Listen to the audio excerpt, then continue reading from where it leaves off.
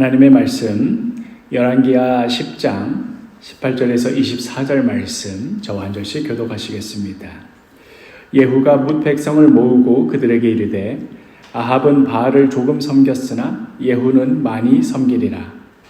그러므로 내가 이제 큰 제사를 바알에게 드리고자 하노니 바알의 모든 선지자와 모든 섬기는 자와 모든 제사장들을 한 사람도 빠뜨리지 말고 불러 내게로 나오게 하라. 모든 오지 아니하는 자는 살려주지 아니하리라 하니 이는 예후가 바알 섬기는 자를 멸하려 계책을 쓰리라.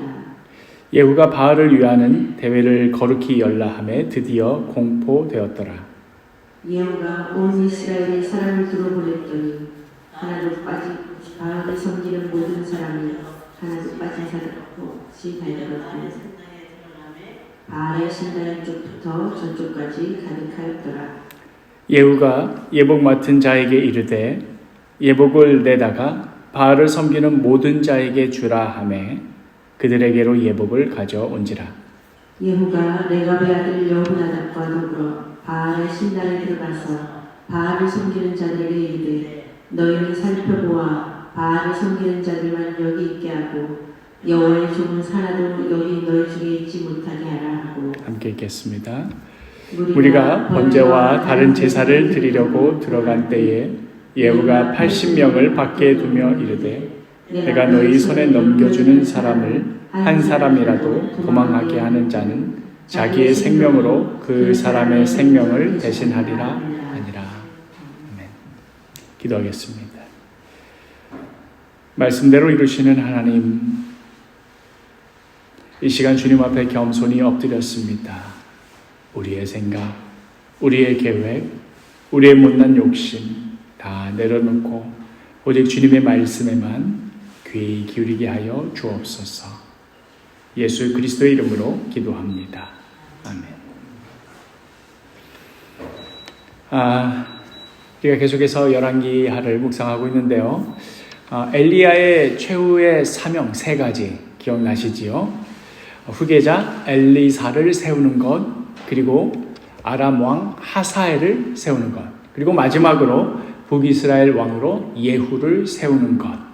드디어 하나님의 때가 이르자 아람과 북이스라엘과 남유다가 길랏 라못에서 치열하게 공방전을 벌이던 그 아슬아슬한 그 타이밍에 전격적으로 그 사명이 완수가 되었습니다. 하루아침에 북이스라엘 왕 요람이 죽고 또 남유다의 아하시아까지 죽고 말았습니다. 성경에는 따로 기록되어 있지 않습니다만은 아마 이 사태로 인하여서 아람 왕 하사엘은 반사 이익을 얻었겠지요. 자신과 싸우던 두 나라, 연합해서 싸우던 두 나라 왕이 쿠데타에 의해서 하루아침에 다 제거가 되어 버렸으니 이제 길랏 라못을 차지하는 것은 일도 아니었겠지요. 그럼에도 예후는 지금 길랏 라못이 문제가 아니고 먼저 자기가 쿠데타를 일으킨 그 나라의 내부 문제를 정리해야만 했습니다. 그래서 먼저는 그 아합의 아내 이세벨을 죽이고 또 아합의 아들들 70명도 모조리 죽였습니다. 뿐만 아니라 남유다에도 연계되어 있는 아합의 자손들, 그러니까 조상은 다 다윗의 자손들인데 다윗인데 혈통이 외가 쪽 혈통이 전부 아합 사람이지 않았습니까? 이렇게 연계되어 있는 그 남유다의 아합의 자손들까지도 예후가 다 제거하였습니다. 그러나 단순히 혈통만 제거한다고 될 일이 아니었지요. 오랜 시간 동안 아합과 이세벨을 중심으로 견고하게 자리를 잡고 있던 바알 숭배 세력들을 제거하지 않고서는 올바른 개혁을 이루어낼 수가 없었습니다. 그리하여 예후는 오늘 우리가 읽은 이 본문에서처럼 아주 교활한 방법을 생각해냅니다. 18절에 예후가 뭇 백성을 모으고 그들에게 이르되 아합은 바알을 조금 섬겼으나 예후는 많이 섬기리라. 적어도 일반 백성들이 보기에는 지금 이 예후의 쿠데타가 자기가 왕이 되고 싶어가지고 아합 왕조에 대해서 반발했던 것이지 바알 신앙이 싫어서 반발한 거다 그렇게 생각할 그런 이유는 지금까지로 봐서는 하등 없었습니다. 이런 지금 백성들이 이렇게 속고 있다라는 것을 적극 활용한 것이지요. 바알 숭배를 포함해서 다른 이방 우상 숭배자들은 자기가 권력 잡고 싶다면 무슨 짓이든 해도 된다라는 게 그게 이방 우상들의 그 정신입니다. 결과만 좋다면 뭐든지 해도 다 된다 하는 그 정당성을 부여준 것이 바로 그 바알의 신앙입니다. 그 동기를 묻는다거나 마음의 문제를 따지는 것은 애초부터 고려의 대상이 되질 않았습니다. 그러니 예후가 자기 자신의 주인을 죽이고 심지어는 그 집안의 모든 시족들까지 다 싸그리 죽이는 모습은 겉으로 보기에는 바알 숭배자들도 저 정도는 다 하지 하는 그런 모습이었던 것이지요. 그리하여 이런 예후의 속임수에 그만 바알 숭배자들이 넘어가기 시작했습니다. 문제는 간단했습니다. 이제 아합에서 예후로 그 충성의 대상만 바꾸면 되고 여전히 자기가 지금까지 숭배해오던 그 바알 신앙 계속 유지하기만 하면 되었습니다. 여전히 예전에 하던 그 방식 그대로 바알을 숭배하고 번영을 기원하고 힘의 논리, 약육 강식의 논리로 살아가면 되었던 것입니다. 그리하여 예후는 욕망에 이끌려 다니는 이 바알 숭배자들의 속성을 그대로 이용합니다. 19절에 그러므로 내가 이제 큰 제사를 바알에게 드리고자 하노니 바알의 모든 선지자와 모든 섬기는 자와 모든 제사장들을 한 사람도 빠뜨리지 말고 불러 내게로 나오게 하라. 모든 오지 아니하는 자는 살려두지 아니하리라 하니 이는 예후가 바알 섬기는 자를 멸하려 하여 계책을 씁니다. 바알의 제사를 드리는 이 큰 행사, 큰 대회를 열어서 이 자리에 바알 대놓고 숭배하는 사람들뿐만 아니라 숨어서 숭배하는 자들까지도 다 표면 위로 끌어내려는 그런 속셈이었던 것이지요. 이제 나라의 주인도 바뀌었겠다. 새로 재편된 이 질서 속에서 지금 새로 왕이 된 이 예후에게 한 번이라도 더 얼굴 눈도장 더 찍어야 내 앞길이 열리지 않겠나 싶은 그런 분위기 속에 또 바알 숭배자들 사이에서 일종의 충성 경쟁이 벌어지기 시작하니 내가 더 열렬한 바알 숭배자다. 무슨 소리냐. 우리는 조상 대대로 바알 숭배자다. 이러면서 바알을 위한 그 대회에 우상 숭배자들이 하나둘씩 모이기 시작했습니다. 21절에 예후가 온 이스라엘의 사람을 두루 보냈더니 바알을 섬기는 모든 사람이 하나도 빠진 자가 없이 다 이르렀고 무리가 바알의 신당에 들어가매 바알의 신당 이쪽부터 저쪽까지 가득하였더라. 아직 예후의 속마음이 무엇인지 꿈에도 모르고 있을 이 숨어있던 여호와 신앙의 사람들은 어쩌면 실망했겠지요. 새로 바뀐 왕 아합을 죽이길래 혹시 바알에 대한 개혁을 하려나 했는데 결국은 자기도 더 섬기겠다 이러니 아직 멀었나 보다 하고 실망을 하고 있었을 것입니다. 반면에 아합의 죽음에 잠시나마 충격을 받았던 이 바알 숭배자들은 다행이다. 새로 바뀐 이 왕이 바알을 더 섬기겠다고 지금 정권 시작하자마자 바알을 위한 대회부터 열기 시작하니 이제 우린 앞으로도 아합이 죽긴 했지만 앞으로도 우리 갈 길은 번영만 있겠구나 이렇게 장밋빛 꿈을 그리고 있었을 것입니다. 이토록 모든 백성들을 감쪽같이 속인 예후는 물밑으로는 치밀한 계획을 세워두고 있었습니다. 24절에 무리가 번제와 다른 제사를 드리려고 들어간 때에 예후가 80명을 밖에 두며 이르되 내가 너희 손에 넘겨주는 사람을 한 사람이라도 도망하게 하는 자는 자기의 생명으로 그 사람의 생명을 대신하리라 하니라. 바알 숭배자들을 한 사람도 그 신당에서 빠져나가지 못하도록 막은 다음에 모조리 죽여라. 한 사람이라도 만약 도망하게 하면 그 도망하게 한 그 사람 그에게 그 생명을 물을 것이다. 목숨 걸고 모조리 제거하라는 그런 명령이었습니다.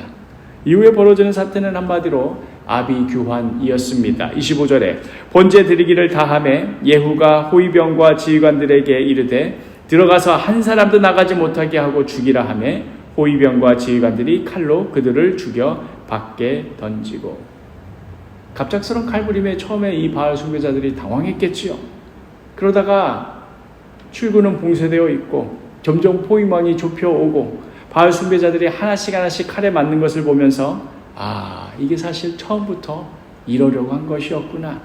이 예후라는 이 작자 정말 소름 끼치도록 치밀한 자구나.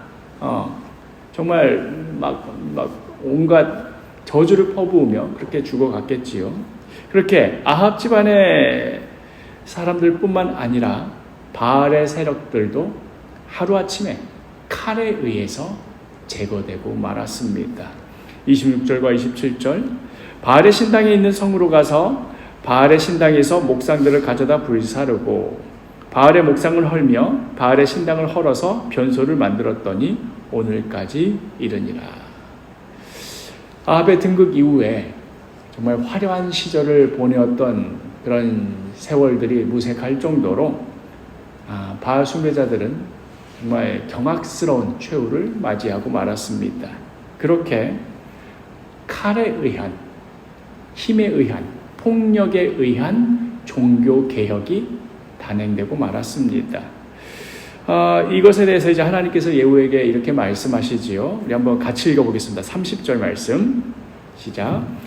여호와께서 예후에게 이르시되 내가 나보기에 정직한 일을 행하되 잘 행하여 내 마음에 있는 대로 아합 집에 다 행하였은즉 내 자손이 이스라엘 왕위를 이어 사대를 지내리라 하시니라.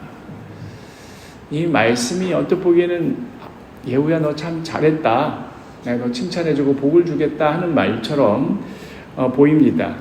그러나 이 말씀을 가만히 들여다보면 지금 예후의 이 종교개혁에 그 한계를 명확히 하시는 것도 분명히 드러나 있습니다. 이 마지막을 보면 내 자손이 이스라엘 왕위를 이어 사대를 지내리라 하는 이 부분을 한번 주의 깊게 살펴보시기를 바랍니다. 여호와 신앙을 위한 그 열심이나 또 그 과격함에 있어서 예후를 못 따를 자가 없겠지요.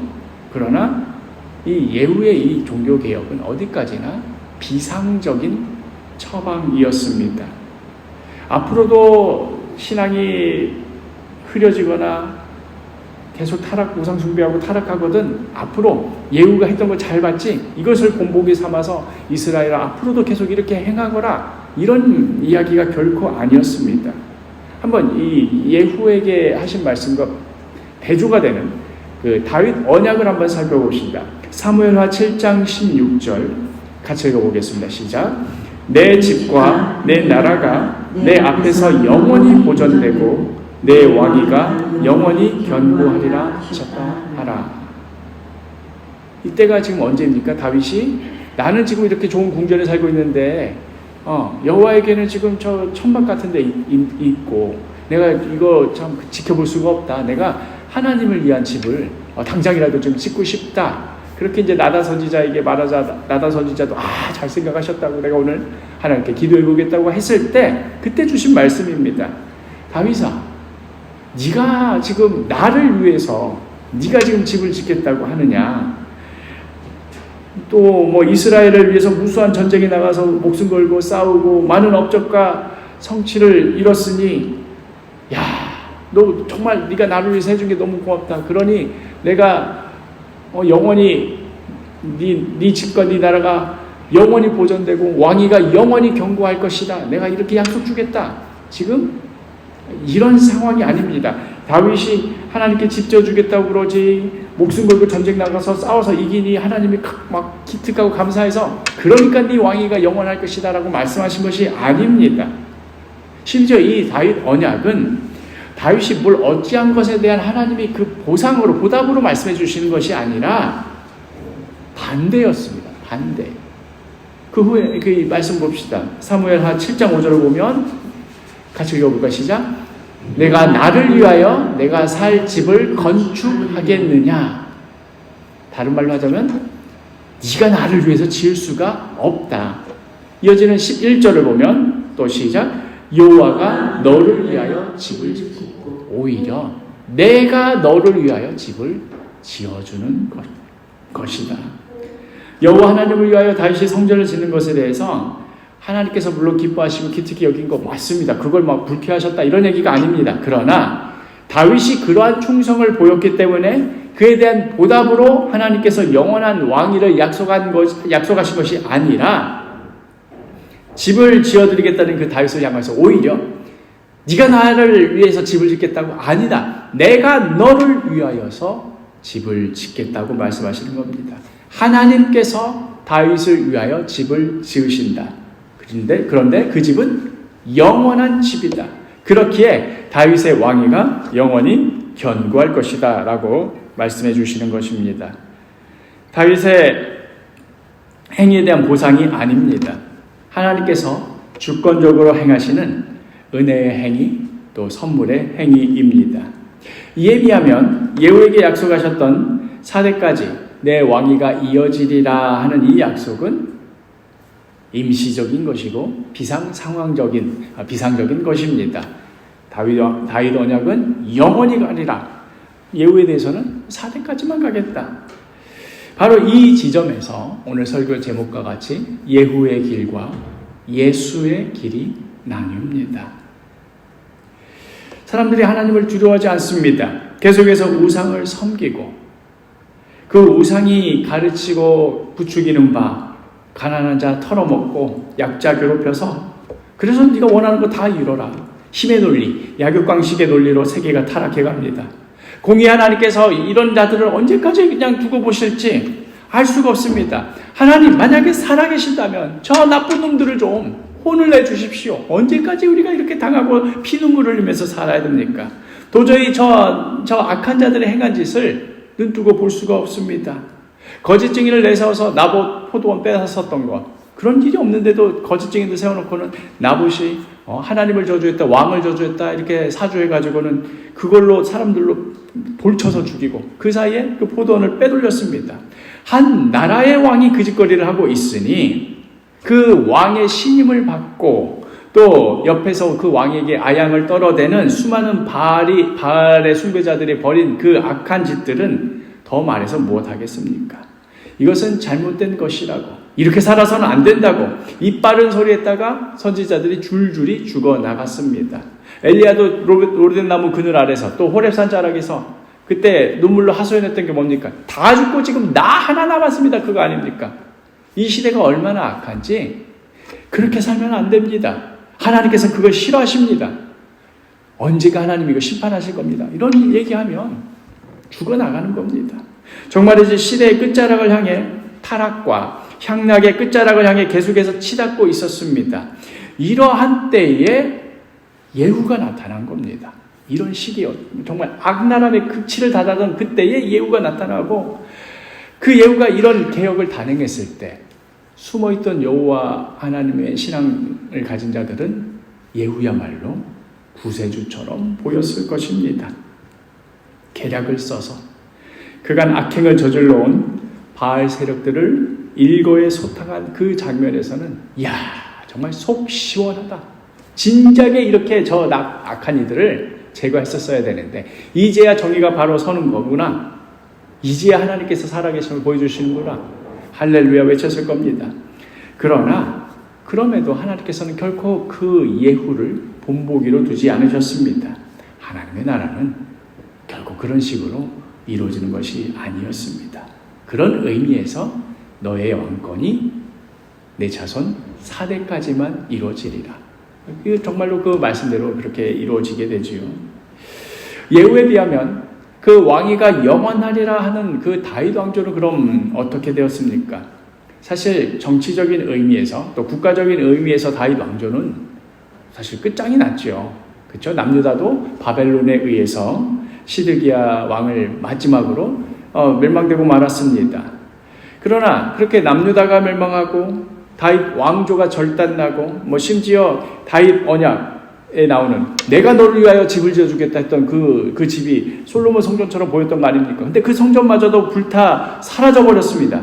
그런데 정말로 묘하게도 참 신묘하게도 하나님께서 약속하여 주신 그 다윗 언약의 진짜 의미가 무엇인지, 더 나아가서는 아브라함에게 약속하여 주신 너를 통해 만민이 복을 받게 될 것이다 하는 그 의미가 무엇인지, 아니 아예 그냥 더 태초로 거슬러 올라가서 아담에게 약속하여 주신 여인의 후손이 뱀의 머리를 짓밟으리라 하는 그 의미가 무엇인가 하는 것이 언제 드러나냐면 오히려 나라가 망하고 성전이 불타고 왕들이 포로로 붙잡혀가는 이 비극의 자리에서 오히려 그 의미가 그 의미의 그 깊이와 너비가 드러나기 시작했습니다.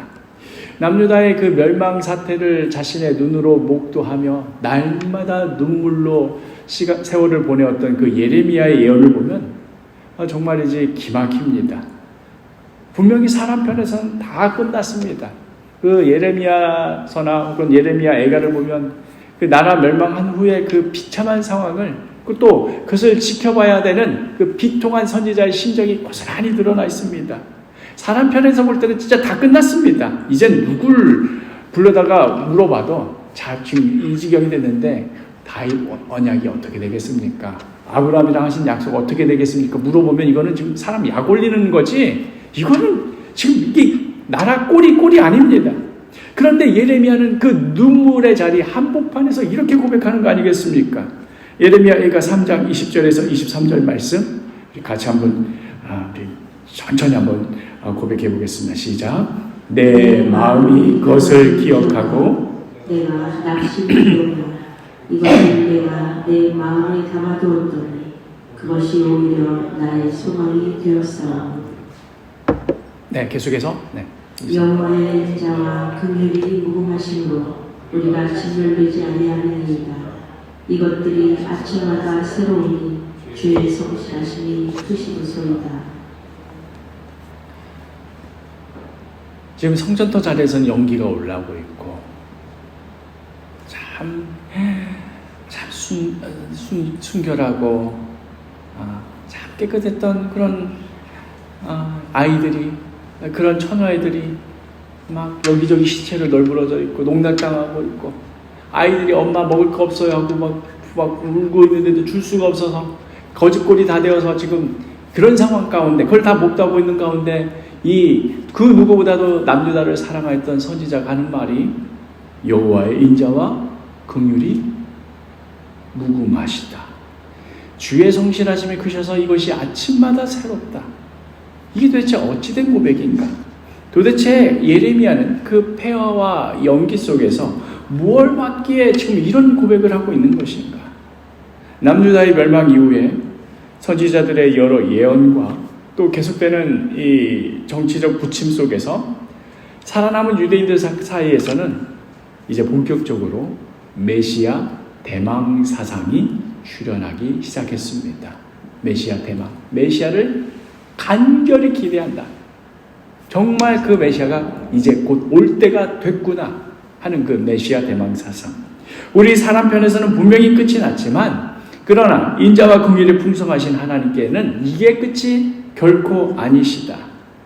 이제야 비로소 하나님의 그 약속을 성취하실 때가 올 것인데 그것이 바로 메시아가 오시는 때이다. 우리의 구원자 메시아가 곧 출현할 것이라는 그 강한 열망과 기대가 피어오르기 시작했습니다. 그리하여 시대가 어두우면 어두울수록 모든 소망이 꺾일수록 깊은 밤 속에 밤에 한 줄기 그 별빛이 더욱 강렬하게 빛이 나듯 마침내 하나님의 때가 되자 우리 모두가 알고 있듯이 예수님께서 태어나셨습니다. 하나님이신 그분이, 창조주이신 그분이 사람의 몸을 입고 이 땅 가운데 오신 것입니다. 그런데 이때조차도 사람들은 오해하였습니다. 이제 메시아가 이 땅에 온다면 그간의 모든 서름과 눈물을 다 갚아주시고 이제 저 원수들을 일거에 소탕할 것이라 그렇게 기대했습니다. 우리가 오늘 읽은 본문의 이 북이스라엘의 배경 속에는 그간 악행을 저질러 온 그 바알 세력에 대한 심판, 이 장면이 드러나 있다라고 한다면 예수님 시대에 그들이 받았던 심판은 군사력을 앞세워서 유다를 포갑하고 수탈하는 저 로마 세력에 대한 대대적인 심판을 기대하였던 것이지요. 4대밖에 가지 못하리라 했던 그 예후가 보여줬던 그 하나님의 그 심판의 칼날이 오늘 봤던 그 본문에서 봤던 그런 정도의 모습이라면 그 왕위가 영원하리라 했던 그 메시아가 나타나서 보여주는 그 심판의 칼날은 어느 정도일까? 기대치가 정말 무한대였던 것이지요. 그 기대감이, 그 간절함이 주님, 이렇게 악한 꼴을 더 이상 볼 수가 없습니다.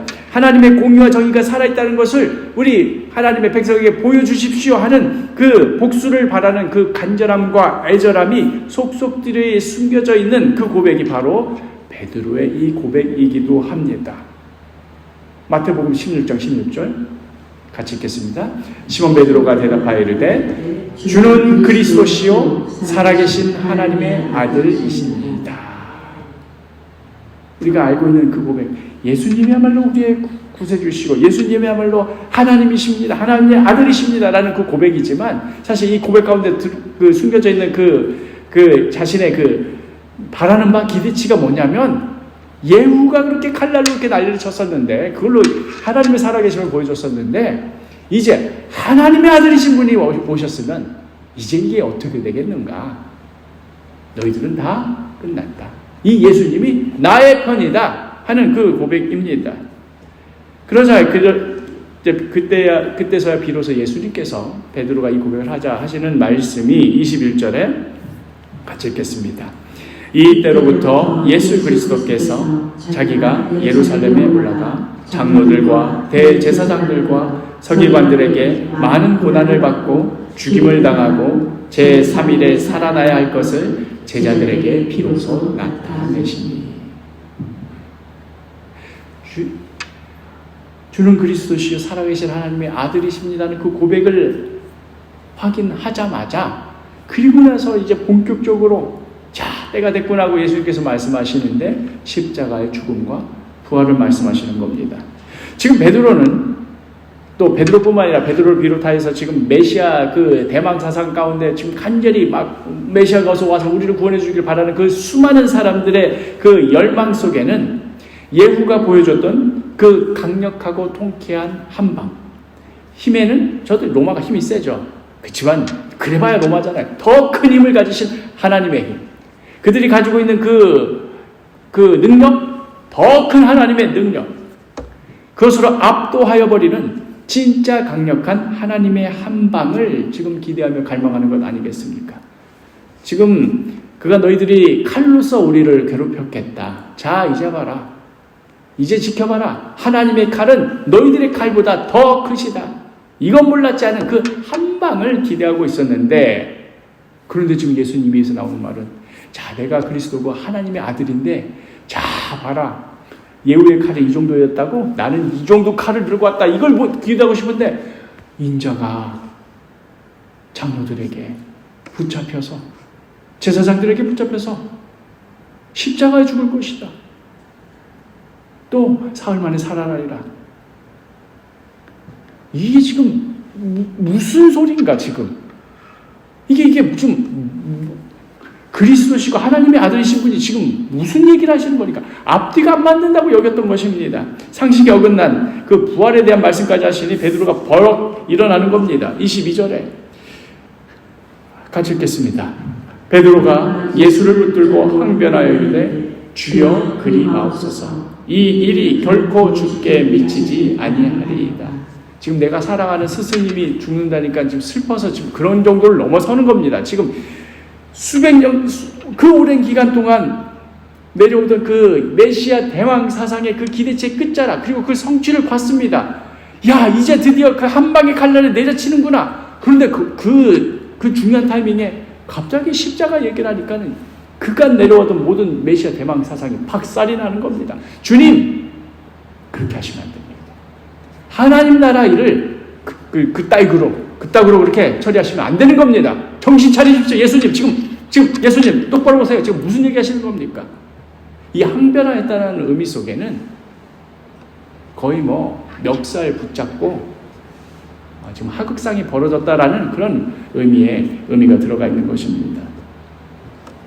오늘 본문에서도 예후가 지금 단 한 사람도 빠져나지 못하게 해라. 빠져나갔다가는 그 사람의 생명으로 지금 갚으리라 하고 있는데 그때 그 지키던 병사 중에 하나가 만약에 아닙니다. 제가 그 사람 대신 죽겠습니다. 이렇게 나온다. 지금 예후가 그 병사 어떻게 하겠습니까? 얘가 지금 정신이 나갔나 지금 상황 파악이 안 되나? 네가 왜 대신 죽냐? 그 사람을 죽이라니까. 마찬가지입니다. 그저 스승으로 모시던 이를 아끼는 마음에서 하는 그 이야기를 넘어서서 이거는 정의와 공의의 문제였습니다. 이를 이렇게 처리해서는 안 되는 것이었습니다. 그리고 바로 이 지점에서 예후의 길과 예수의 길이 첨예하게 갈라서는 것입니다. 사람의 생각하는 구원의 길과 하나님께서 계획하시는 구원의 길이 갈라지는 것입니다. 마태복음 16장 23절 같이 읽겠습니다. 예수께서 돌이키시며 베드로에게 이르시되 사탄아 내 뒤로 물러가라. 너는 나를 넘어지게 하는 자로다. 내가 하나님의 일을 생각하지 아니하고 도리어 사람의 일을 생각하는도다 하시고, 주님께서 우리에게 베풀어 주신 그 구원의 길은 칼에는 더 큰 칼로, 폭력에는 더 압도적인 폭력으로 강제로 끌어내는, 강제로 개종시켜버리는 그러한 구원이 아니었습니다. 오히려 자신의 생명을 기꺼이 그 악한 이들에게 내어주는 십자가의 모습으로 열리는 구원의 길이었습니다. 그것은 어떤 궁극적인 형태, 사람이 다른 사람에게 자기 생명 내어줄 수도 있지요. 그런데 더 궁극적인 형태, 창조주이신 그분이 피조물에게 생명을 내어준다. 이건 전 우주적인 하극상도 더 어떻게 할 수가 없는 정도의 하극상입니다. 하나님께서 계획하신 구원은 바로 이렇게 열리는 구원이었습니다. 다른 건 몰라도 그래도 구원자가 살아 있어야 다른 이들을 구원하는 것 아닙니까? 십자가 예수님께서 매달려 있을 때 그때 밑에서 조롱하던 제사장이 한마디 가는 거 아닙니까? 구원자야, 너 먼저 네 자신이나 먼저 구원해 봐라. 그래야 다른 사람도 구원하든 말든 할 거 아니냐? 구원자가 죽어버리면 어떻게 하라는 말이냐? 메시아가 죽어버려서 더 이상 소망도 내일도 없는 그 절대적인 절망의 자리에서 예수님이 죽으셨대. 하나님이 우리 구원하시려고 오셨는데 그 하나님이 죽어버렸대. 이건 그 게임 끝난 거 아닙니까? 그런데 오히려 그 게임이 끝난 죽음의 자리에서 놀라운 부활의 역사가 이어졌던 것입니다.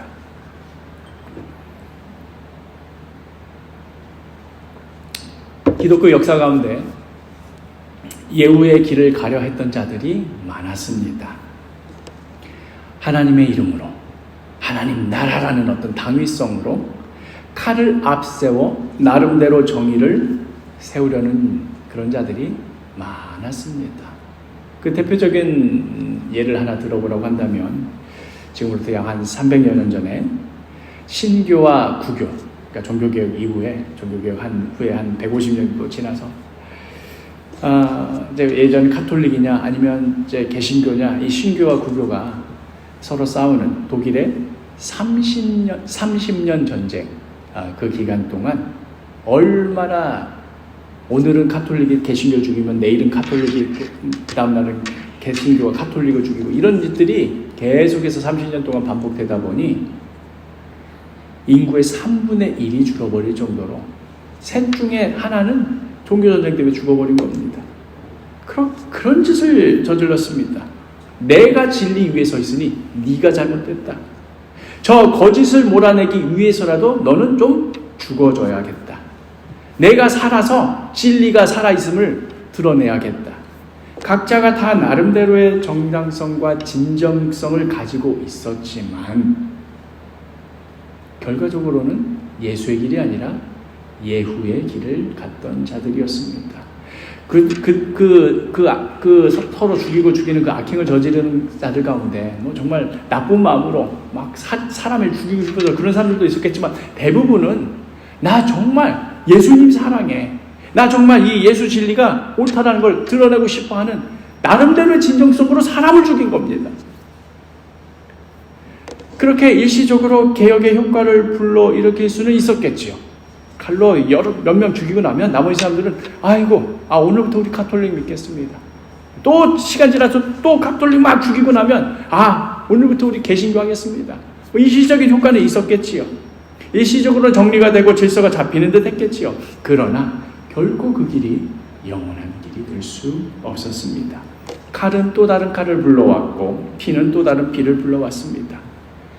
하도 이들이 가톨릭이냐 개신교냐 이걸로 막 서로 죽이고 막 살리고 칼부림이 나니까 이제 세계 가운데 어떤 생각들이 나오기 시작하냐면 가톨릭의 하나님이면 어떻고 개신교 하나님이면 어떻냐, 그냥 좀 각자 믿고 싶은 대로 내비둬라.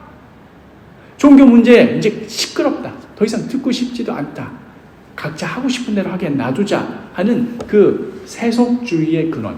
하나님 문제가 뭐가 중요하냐, 그냥 하루하루 먹고 사는 게 중요하지 라는 이 세속주의의 근원이 세상 악한 사람들이 막 나 하나님 믿기 싫어하고 거기서 나온 것이 아니라 따지고 보면 열성적인 종교 전쟁으로부터 비롯된 것입니다. 하나님 했더니 오히려 하나님 듣기 싫다, 오히려 세속주의가 거기서 비롯되었습니다. 예후 왕조가 4대까지 갔던 것처럼 이런 식의 칼에 의한 종교개혁은 오래 갈 수가 없었습니다. 그러면 그 종교개혁의 후예인 우리는 뭐 그럼 아무 의미 없는 개혁의 후손들인가? 그렇게 서로 죽이고 죽이는 그 가운데에서도 영혼의 길을 갔던, 역사에 가려져 있던 수많은 이들이 있었습니다. 전쟁 중에도 기근 중에도 자기 자신을 내어주며 기꺼이 사람들의 생명을 살렸던 이들이 있었습니다. 작은 자 하나에게 물 한 잔이라도 베풀며 아무런 기록에도 남지 않고 조용히 사라져간 수많은 사람들이 있습니다. 수많은 믿음의 증인들이 있습니다. 기록에 없으니 우리로서는 알 수 없지만 그러나 결코 잊혀질 리가 없습니다. 왜냐하면 주님께서 기억하고 계시기에. 우리 주님 다시 오시면 과연 예후의 길을 갔던 자와 예수의 십자가의 길을 갔던 자들, 이 둘 중 누가 영원히 살아남는 것인지 주님께서 밝히 보여주실 것입니다. 마태복음 25장 34절 그리고 40절 우리 같이 읽겠습니다. 내 아버지께 복받을 자들이여, 나와 창세로부터 너희를 위하여 예비된 나라를 상속받으라. 40절, 내가 진실로 너희에게 이르노니 너희가 여기 내 형제 중 지극히 작은 자 하나에게 한 것이 곧 내게 한 것이니라. 누가 이렇게 작은 자에게 했는지 역사책을 들여다봐도 신학책을 들여다봐도 몇 개는 있지만 대부분은 다 잊혀져 가고 아무도 모르고 본인도 모르고 뭐 그분들도 다 돌아가셔서 흔적도 없습니다. 그러나 틀림없이 주님 오신 그날에 우리가 이 음성을 듣게 되리라 확신합니다. 오늘을 살아가는 우리들 역시도 예후의 길이냐 아니면 예수의 길이냐 하는 이 도전은 계속되고 있습니다. 어떤 이들은 기독교를 정치적 세력화하여서 나름대로의 정의를 실현하고자 애를 쓰고 있습니다. 하나님을 부정하고 모욕하는 이런 세상 문화와 세력들을 향해서 저들이 이 기독교에 가하는 저 폭력이 너무나 견딜 수가 없다. 저들이 가진 칼보다 더 큰 칼이 우리에게 필요하겠다. 저들이 가진 권세보다 더 큰 권세가 필요하겠다. 그러니 믿는 자들이여 모여라. 믿는 자들이여 이 운동에 가담해라. 믿는 자들이여 어디에 몇 월 몇 시에 어떻게 하자. 우리 무시 못함을 세상 가운데 보여주자. 그렇게 신자들을 설득하고 세를 모으고 제 스스로에게 정당성을 부여하는 자들이 여전히 있습니다. 그러나 이미 수많은 역사가 보여주고 있듯이 또한 성경을 통하여 주님께서 우리에게 확실하게 말씀하여 주시듯이 하나님의 나라는 그런 식으로 오는 것 아닙니다. 목에다 칼들이 대고 예수는 나의 주 고백해. 예수는 나의 주. 오케이, 넌 구원. 예수는 나의 주 고백해. 싫은데요. 이런 식의 하나님 나라는 없습니다. 예수님은 예후의 자손이 아니라 다윗의 자손이십니다. 4대 만에 끊겨질 왕조가 아니라 영원한 다윗의 왕조입니다. 그리고 그 길은 십자가의 죽음을 통하지 않고서는 결코 이어지지 않는 길입니다. 죽음 후에야 부활이 있는 것이지 죽음이 없이는 부활이라는 것이 언어 도단입니다. 가능할 수가 없습니다. 순교자의 길을 회피하면서 그거는 어떤 뭐 특별한 역사적인 상황에만 무슨 뭐 로마 콜로세움에서만 가능한 일이지. 이렇게 순교자의 길을 회피하면서 그저 나의 체급을 늘려서 나의 영향력을 키워서 기독교인들의 세력을 응집시켜서 그런 방식으로 뭔가를 이루겠다. 이런 식의 예후의 방법으로는 결코 안 됩니다. 오늘 내가 주님 앞에 순교하는 그 순종으로, 그 순교가 꼭 뭐 어디 무슨 탈레반한테 붙잡혀가서 목이 잘리는 꼭 그런 것을 의미하는 것이 아니라 내 자존심 하나 꺾는 것, 그 어느 때 보면 정말 죽기보다 싫습니다. 오늘 부르심 받은 그 우리 각자의 자리에서 날마다 이어지는 그 순교의 훈련이 아니고서는 그 내세우는 그 이유, 그 당위성이 뭐가 어떻고 하나님 나라가 어떻고 하나님의 뜻이 뭐 이래가지고 내가 이걸 하는 건데 아무리 잘 포장한다 하더라도 그것이 결코 예수님께서 가신 길이 될 수 없습니다. 순교의 자리를 하더라도 주님 부르시면 가야지. 그 영광의 자리인데 참으로 두렵고 떨리는 부르심입니다만 십자가 순교의 부르심이야말로 영광의 길이요 또 영원의 길입니다. 순교가 뭐 어디 아프리카 오지나 북한에서 벌어지는 나와는 거리가 먼 일로 생각하지 마십시오. 통계적으로도 놀랍게도 역사상 가장 순교자가 많은 시대를 우리가 살고 있습니다. 로마 시대 때만 그런 게 아니고 지금 우리가 살고 있는 이 시대가 역사적으로 기독교 역사적으로 볼 때 순교자가 가장 많이 나오고 있는 시대입니다. 오늘도 지금 누군가는 예수의 이름으로 죽임을 당하고 있습니다. 그리고 지금 이 순간에도 이 순교자의 피로 하나님의 나라는, 하나님의 교회는 확장되어 가고 있습니다. 이 순교자의 대열에 우리 역시도 동참해야 합니다. 동일하게 우리 일상 가운데서 이 순교자의 순종의 모습으로 살아가야 됩니다. 가정 안에서 어떤 모습으로 자기 자신을 죽이고 자기를 내려놓고 섬기는가? 직장에서 어떤 모습으로 살아가는가? 뭐 자기 직책이 있고 자기 권리가 있으면 그 밀어붙이면 되지요. 그러나 그것들을 주장하지 않고 오히려 동료를 감싸고 돕고 품는가? 한 몸 된 교회 안에서 어떠한 희생과 어떠한 섬김으로 십자가의 길을 기꺼이 걸어가는가? 매일매일의 그 순교의 도전이 우리 앞에 놓여져 있습니다. 이러한 매일매일의 순교의 삶은 당장에 뭐 역사에 기록되지 않고 뉴스에 나올 리도 없겠지만 주님 오시는 그날 우리 모두는 다 알게 될 것입니다. 우리 마지막으로 마가복음 8장 34절 같이 읽겠습니다. 무리와 제자들을 불러 이르시되 누구든지 나를 따라오려거든 자기를 부인하고 자기의 십자가를 지고 나를 따를 것이니라. 다시 한번 누구든지 나를 따라오려거든 자기를 부인하고 자기 십자가를 지고 나를 따를 것이니라. 우리 한 사람 한 사람 역시도 이 순교자의 길을 걷는 자기 자신을 부인하고 자기 십자가를 지고 예수님을 따르는 그런 결단을 해야만이 걸을 수 있는 그 영혼의 길이 오늘의 우리 삶 가운데 우리 앞에 놓여져 있습니다. 정말 간절히 바라기는 성령께서 우리 마음을 강하게 주장하여 주셔서 이 영혼을 향한 갈망이, 이 갈급함이 우리 마음 가운데 가득하기를, 또한 그러한 순종의 삶, 순교의 순종의 삶을 살아가게 되기를 간절히 축복합니다.